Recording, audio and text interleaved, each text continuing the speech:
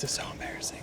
Recently, a new persona has become the focus of many hilarious posts, the performative male. My first encounter with the performative male was on a performative male bingo card, which I immediately found hilarious because I figured I would probably relate with a lot of what was on that bingo card, but surprisingly, I only related to about 50%. The rest was foreign to me, which got me thinking. At first glance, I would be labeled as a performative male, yet I don't check off all the boxes on the bingo card. So what if I committed to the bit? This is the ultimate 4-hour performative male starter pack speedrun bingo challenge, or performative male speedrun for short. And yes, speedrun is one word, I checked. If you don't know what a performative male is, this is how I would describe it. A performative male is a label for guys who have created a false image to communicate to women that they are relatable, sensitive, have good taste, and are interested in self-betterment. Just imagine a bunch of virtue signaling teddy bears wearing baggy pants and tote bags. To create the bingo card for this challenge, I cross-referenced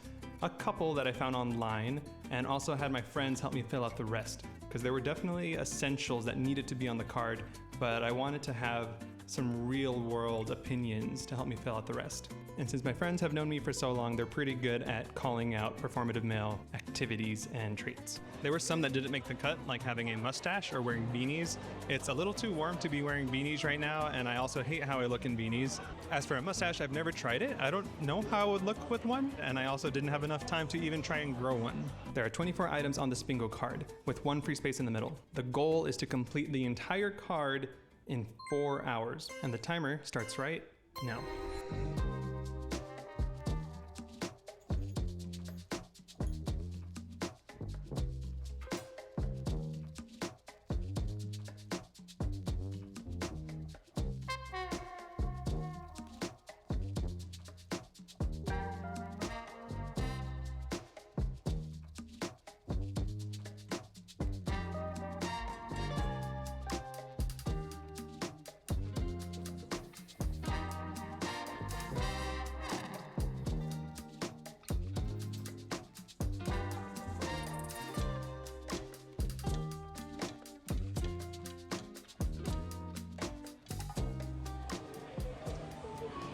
Everyone who knows me knows I'm genuine in what I like, but others might think I'm trying too hard to appeal to what women might like. Even saying that feels weird. And I feel like that's the issue with labels. They tend to generalize groups of people, and the performative male is a generalized description of a man who's trying to attract a generalized description of a woman.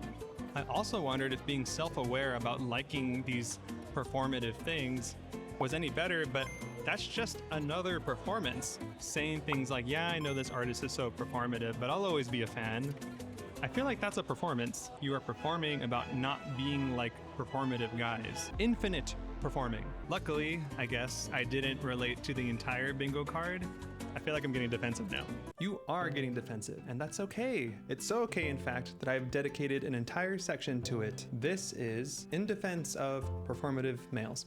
I would hate to make anyone feel embarrassed or shamed about having very harmless interests or hobbies. It only becomes an issue when you lie about something you like and it leads to others investing time in you, trust in you, all based on a fickle personality that just changes to be a yes man to whoever you're attracted to.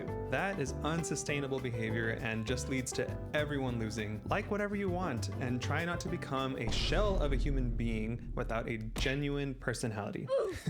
Is that a threat? I'm supposed to be defending here. Moving on, I'm happy to see guys trying out new things that they might have been closed off to before, even if it means maybe looking performative. Tote bags, for example, I love seeing more men comfortable with accessories like that. I started wearing tote bags to eliminate lumpy pockets. I wanted to fix that by wearing a tote bag, but I was afraid of judgy eyes. I eventually got over my hesitation and wore tote bags and all sorts of bags. I like to think that with this whole performative male thing happening, maybe more guys are wearing tote bags and just accessories in general. I really hope this performative male label doesn't lead to all these men to hide their tote bags in fear of being the butt of a joke. Why is it called the butt? Hold on.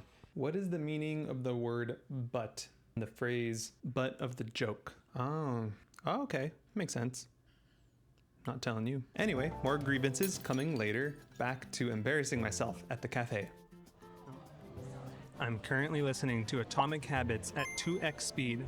I'm also going to place my phone just so at the edge of my table so that people can see that I was listening to Atomic Habits. But what I actually want people to think I'm doing currently is watching Lady Bird. So I pulled up a YouTube video that has moments from Lady Bird on repeat. I'm also going to take notes on Atomic Habits to see what I can learn in this time period. And of course, I have my mantra.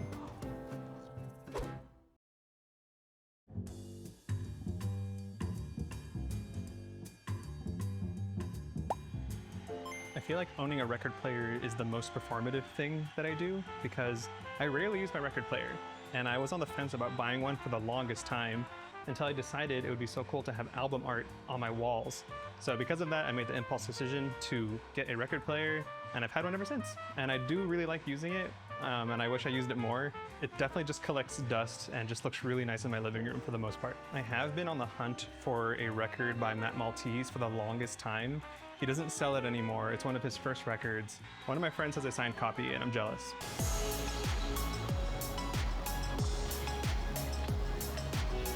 I really like the album after this one and before this one. This is the album that I have and I love it so much. I'd buy it again if I found a special edition. This is a special edition. It says it's a yellow vinyl, so we have a colored record.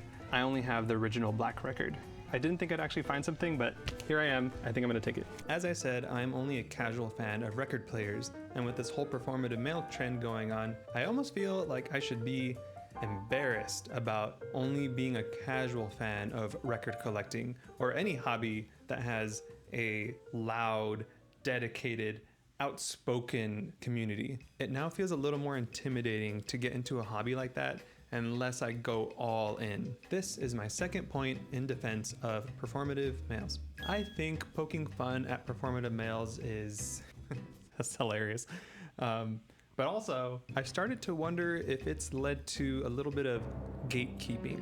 I understand the whole thing that makes a performative male is not actually being into something. But what does actually being into something mean?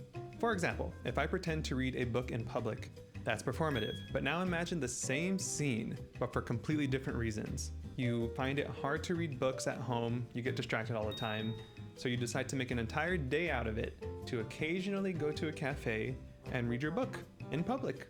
You know, just occasionally. It's genuine, but not dedicated, i.e. casual. And that's fine. Yet, to an outside observer, it seems so performative. Am I making sense here? We might be scaring casual fans into giving up these interests because they don't have the motivation, the time, or even maybe the money to dive deeper or to do it quietly or in private. And I don't like that. Be free, dabble, hobby hop, hyperfixate, burn out, repeat, just live, you know? I do that a lot. If you only like one Leve song, we have one thing in common and we can share that interest, bond over it, tell people that you only like that one song and we will turn it up next time it comes on. Just like what you actually like and try to be honest about it, and the rest of us will try to not label you or gatekeep. This whole rant could be summed up by one of those inspirational posters. Be yourself. That's it for point 2. Back to the bingo card. Time to cross off visiting a bookstore off the list. Honestly, I usually just come here to buy smiskis and look at Japanese magazines. You know, I didn't add blind boxes to the bingo card, but I feel like that's very performative.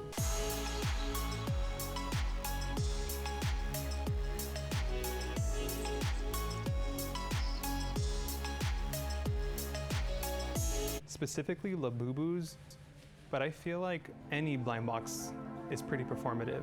Because it's performative, I might amend the bingo card to include blind boxes in place of something else. Here are the options.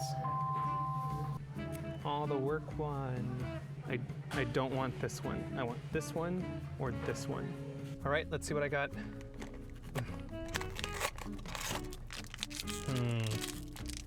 It might be the laptop one. It feels like it's sitting. I don't think. It's the laptop one! He's definitely going to be my work buddy. And the laptop has a little face. This is great. On to the next stop. 40 minutes left in the challenge. I am at a thrift shop. I need to visit one and look through some stuff, maybe try on a few things. The thrift shop sucked and there was not much in the men's section. And it's completely dark. Completely dark. This is not very performative when no one can see me, yet somehow this feels more embarrassing. I'm going to try and think of a song about performative males. That sounds terrible. That sounds very performative, right? But let's think of lyrics. I'm a performative male, my cha-cha, cha-cha-cha. It's going somewhere though. Back to the hook. I'm a performative male, my cha-cha, cha-cha-cha. My tote bag has so much space. It's only holding a book that I'll never read. My tote bag has so much space, but not as much space as my baggy pants. Because I'm a performative male. And my cha-cha-cha, my cha-cha-cha. Yeah, I'm a performative male. My cha-cha, my cha-cha. I'm a performative male. All right, let's go home. Just on time. After playing guitar for a bit, I took out my vintage looking camera and took some photos completely out of shot. I had fun taking the photos and some of them really made me laugh, and I even liked some enough to post on my personal account, knowing full well that they would come off as performative. That brings me to my final and maybe most genuine defense of performative males. Whether it be online or in person, we all know what it feels like to craft an image of ourselves to communicate specific things to others. I'm willing to bet all of us have at once changed something about ourselves or exaggerated something about ourselves to impress someone we were interested in. And it doesn't have to be romantic either. All of this applies to friends too. Crafting our image with untrue or exaggerated qualities is what a lot of us learn to do in order to be liked. Performative males are doing the exact same thing, just maybe to a higher degree. I would just be lying if there wasn't a time in my life where if a girl told me they preferred coffee much more compared to matcha, that I would subscribe to those ideas and change my personality. So to my past self, to performative males, to anyone who has changed something about themselves in an effort to be liked, I hope you find more confidence to like what you like and find your people, the ones who will allow you to be more comfortable being yourself. The results of my bingo card challenge are that I failed. I failed. I think I failed. I was so close and I missed 2 boxes. Let me explain. There is the do something artsy box. I completely forgot about this because in my head, playing a guitar in public was the artsy thing, but there's an entire other box that's dedicated to playing guitar in public. The other one I missed went completely over my head. That was to post on Letterboxd, which is a site that you can post movie reviews on, I'm pretty sure. I'm not performative, I don't know. Another one I failed was posting on social media for every activity. I only ended up getting 2 pictures at the cafe. One is an innocent post for song recommendations, featuring the cover of the creative act and a matcha latte. The other is me talking about how I haven't seen Lady Bird while showing that I'm journaling, the matcha latte is still there, the lighting is really nice, all ingredients to be performative. So yeah, I technically failed that one, but the rest of the bingo card I did, and I am proud of myself for that. One thing I did do was listen to Atomic Habits, and I took notes right here. Let's see what I got. What am I doing? I'm not writing anything. These are my notes on Atomic Habits. Every habit makes a difference. Habits shape your identity and vice versa. And I wrote habits are habits because habits are super important, especially, sorry for writing caps, ultra habits. Avoid evil habits at all costs. Make a habit out of making habits. The end. Chapter 5. Stacking habits creates a chain reaction leading to ultimate productivity and maybe superpowers. Chapter 6. The human body has about 10 million vision receptors. I actually thought that was interesting. Chapter 8. People want things more than they like things. Okay. Chapter 9. Humans are dumb because they want to fit in. Yes. Yes, that's my last note, very fitting for this video. This is one of those books that you only have to read the first and last paragraph of each chapter, or maybe just the back of the book, and you basically got the gist. A book that was a long meeting when it could have been an email. And it's not that I don't like a good self-improvement book. Some are a bit too repetitive for me, and I tend to lose my patience or get bored, which is a flaw, because if I didn't get bored as easily, I might stick around and get more value from things. But yeah, in this case, nah, I need to read more. I have a whole... How did that sound?